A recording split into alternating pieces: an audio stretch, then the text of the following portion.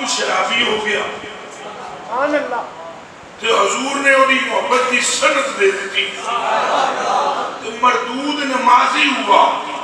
ابو بکر پاک سے میں 5 کون نماز چھک دے کیسے چپ ہوئے کیونکہ یہ سنی ہوئے گا تکانا بھائی حضرت ابو بکر صدیق نے آ کر کہا نبی سیدنا الخدری رضی اللہ تعالیٰ عنہ قالا جا ابو بکر الى رسول اللہ صلی اللہ علیہ وسلم فقال یا رسول اللہ انی مرد بواد قضا و قضا فاذا رجل یصلی متخشع میں ایک بندہ بیٹھے بہت گم ہو کے نماز پہ پڑھنا ہے متخشع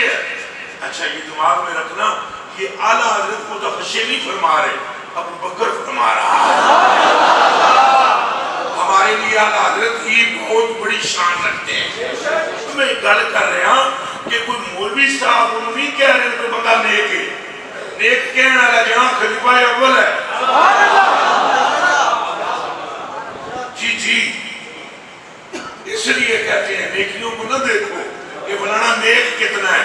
اے دیکھو وہ حضور دلال عاشق کتنا بڑا ہے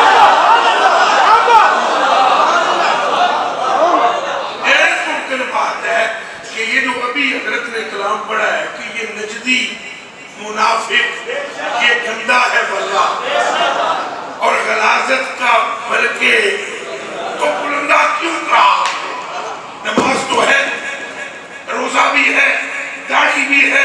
اسے بلندہ جو کہہ رہے ہو سبب بتاؤ کیا ہے سبب اعمال تو ہے لیکن اعمال کی جان محبت مصطفیٰ نہیں ہے تو معلوم ہوا جان محبت نہ ہو اعمال ہو وہاں خلاصت ہے اور جان محبت ہو وہاں محبوبیت ہے اعمال کا انکار نہیں اعمال کا انکار نہیں پھر بولو اعمال کا انکار نہیں جس نے نماز کا انکار کیا تو کافر ہو گیا سارے آپ کو پیش جس نے روزے کا انکار کیا کافر ہو گیا جس نے حج کا انکار کیا کیا ہو گیا پر میں نے یہ عرض کی کہ اللہ کا جو مقصود ہے وہ آمنہ کا لال ہے اعمال میں بھی محبوبیت سرکار کے سبب ہے یہ بہت باریک مسئلہ ہے جو بڑے جڑے نو سمجھ نہیں آمدہ بڑے جڑے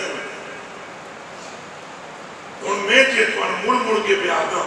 یہ مسئلہ اگر اتنا ہلکا ہوتا تو حضرت ابو بکر صدیق خلیفہ اول وہ تو تعریف پہ کر دیں جس تعریف صدیق کرے حضور فرمانے نو قتل کر ہن چپ ہوئے اے میں تمہیں سمجھانا چاہتا ہوں کہ گل وچ کی ہے ٹھہرو کیا وجہ حدیث صحیح نہ ہو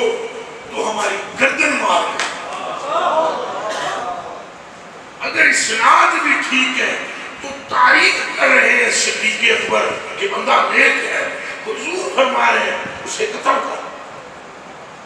اور دوسری طرف ایک بندہ شارب الحمر ہے اور حضور اس کو لعنت نہیں ہونے دے رہے اس وقت یہ ذرا کانچ بیٹھ کے نا سوچنا اور سوچنا ضرور کیونکہ ہماری گفتگو صرف وہ سمجھ سکتا ہے جس کو خدا نے سوچنے کی کچھ 2-3 منٹ توفیق بخش دی جیسے سوچنے کی توفیق نہیں رہا وہ ہماری بات سمجھ ہی نہیں سکتا بولے جتنا مرضی پڑھا لکھا ہو یہ ایک رات آپ کو مراقبہ کرنا پڑے گا ہماری تقریر پر یہ کیا کہا ہے اس نے کہ ایک طرف اتنا نیک آدمی اور دوسری طرف اتنا گناہگار اور وہ جو گناہگار کا اس کو صحابہ کو منع فرما رہے صحابہ خبردار کوئی اس کو کہے کہ یہ لعنتی ہے خبردار ان کے کہو اللہ معاف کرو فرحم وہ بھی غلطی سے اللہ اس سے معاف کر دے میں گناہ موجود صدیق اس کی تعریف کرے اور یہاں خیر الرسول فرمانے کہو معاف کر دے جس محبوب کے دل کی تڑپ یہ ہے کہ یہ بھی اس کے لیے معافی مانگے وہ خود نہ مانگتا اللہ